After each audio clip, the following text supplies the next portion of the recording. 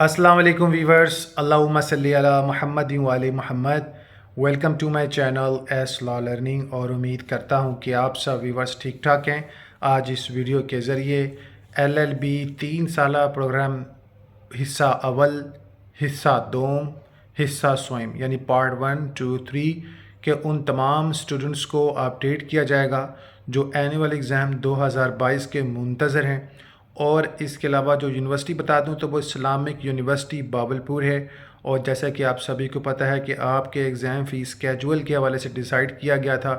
Before few day اگو میں نے آپ لوگوں کے ساتھ اسکیجول بھی شیئر کیا، اور آپ لوگوں کے فی اسکیجول کے حوالے سے دوبارہ نظر ثانی کی گئی ہے، اور اس فی اسکیجول کو حالات کو مد نظر رکھتے ہوئے یونیورسٹی نے اس کے جناب اعلیٰ ریوائزڈ کے حوالے سے اعلان کیا ہے۔ تمام سٹوڈنٹس کو اپڈیٹ کر دوں کہ آپ لوگوں کا اینول ایگزام 2022 اسی اسکیجول کے مطابق جو ہے پلان کیا گیا ہے۔ ابھی آپ جانتے ہیں ملک کے حالات کیسے ہیں، اور سارے اس معاملے کو لے کر جو ہے وہ پوسٹ پون کیا گیا ہیں کچھ چیزیں، تو آپ سب کو اپڈیٹ کر دوں۔ ایسے تمام ویورز جنہوں نے ابھی تک اپنا داخلہ فیس پاس سبمٹ نہیں کروایا، ان لوگوں کے لیے سنگل فیس کے ساتھ داخلہ فارم سبمٹ کرنے کی لاسٹ ڈیٹ 12 ستمبر 2025 ہے، جو کہ سنگل فیس 9,000 روپے ہے۔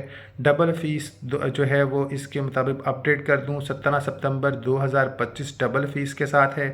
ٹرپل فیس جو ہے 24 ستمبر 2025 جناب محترم اس کو ڈیسائیڈ کیا گیا ہے۔ اس کے علاوہ جو سٹوڈنٹس 24 ستمبر کے بعد جو داخلہ فارم سبمٹ کروائیں گے، تو آپ سب کو بتا دوں ڈیلی جرمانہ 1,000 روپے کے ساتھ ٹرپل فیس آپ نے جو ہے بیفور ایگزام کے حوالے سے بات کر دوں تو ایگزام پلان کیا گیا ہے 17 اکتوبر 2025 کو، تو 17 اکتوبر سے ایک ہفتہ قبل تک آپ لوگ اپنا جو ہے ٹرپل فیس ود 1,000 روپیہ جرمانہ ہر دن کا وہ آپ نے سبمٹ کروا کے امتحان میں شمولیت اختیار کر لینی ہے۔ تمام سٹوڈنٹ سے گزارش ہے اپنے متعلقہ کالجز سے رابطہ کریں، اپنا ڈیٹا پرووائڈ کریں اور امتحانات کا حصہ ہوں۔